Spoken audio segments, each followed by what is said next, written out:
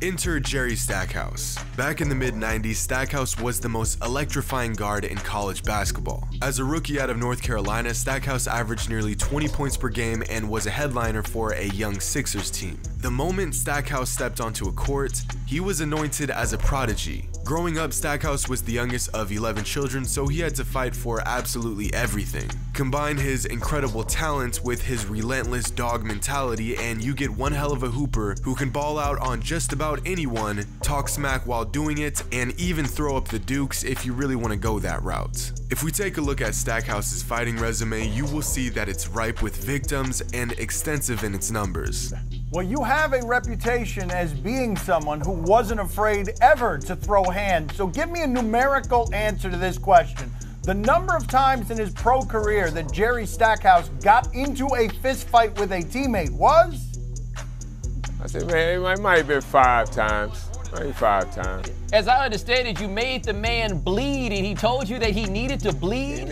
He needed it. Well, you said these fights are all good, but it can't be all good to the guys that wind up getting beaten up. I don't know if I regret any of them. Simply put, Jerry Stackhouse wanted all the smoke.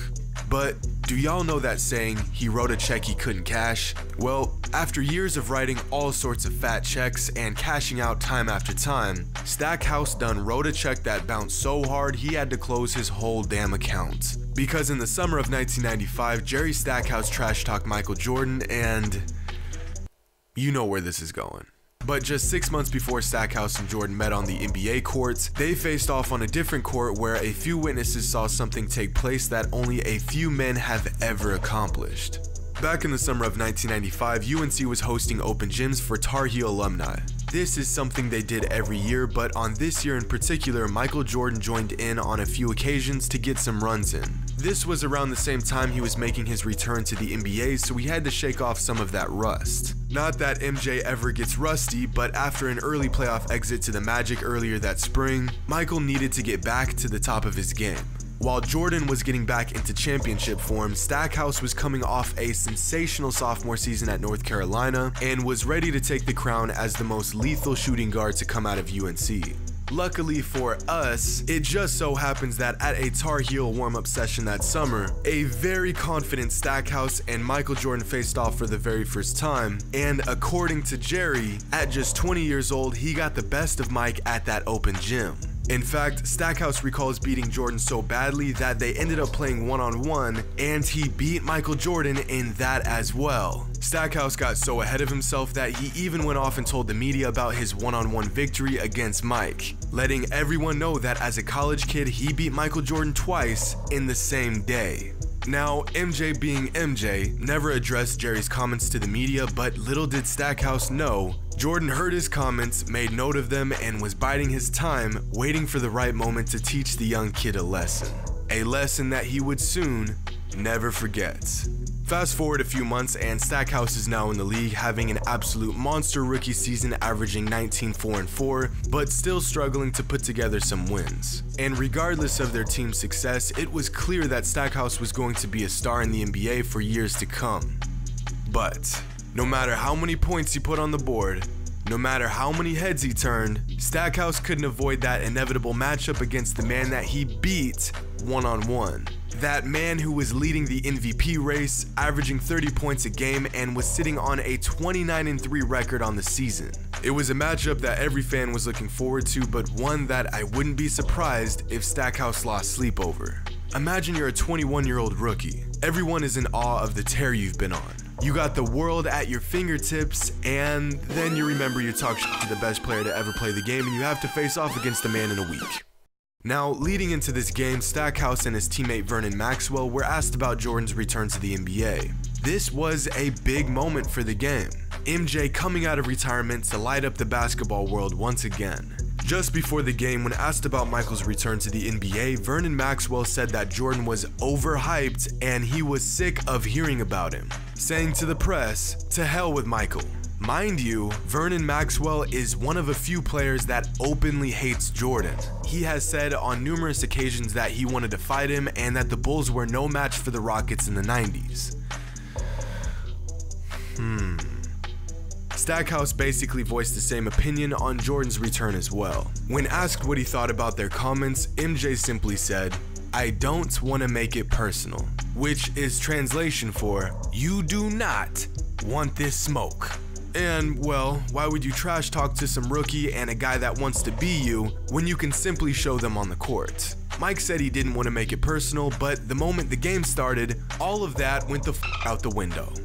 You know, Red, this might be interesting here tonight. Jerry Stackhouse, whether it was tongue-in-cheek or not, has said on several interview occasions that he has played Michael Jordan in the offseason down in North Carolina and was beating him on one-on-one games, that type of thing.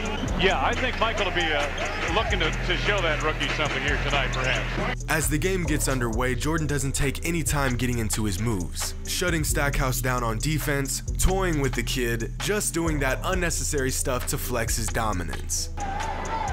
Jordan, the turnaround over Stackhouse. Peace, we're tied. And Scottie Pippen to Michael Jordan. Jordan right around Stackhouse. Jordan wide open. Rough and penetrating. Longley swats it away. Oh, and a sensational feed to Pippen. For Michael, slam for Scottie.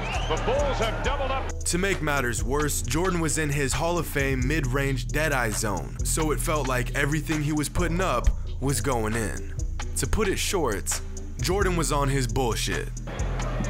Michael for three. Michael over the top. Three, my Mike. Kukoc finds Jordan. In up. And when that happens, you're generally going to get some turnovers. Jordan has shot very well here tonight. Jordan is sure to pull out all the stops on his way to giving Stackhouse a beatdown he would never forget. Let me just send your ass in the third row. Good.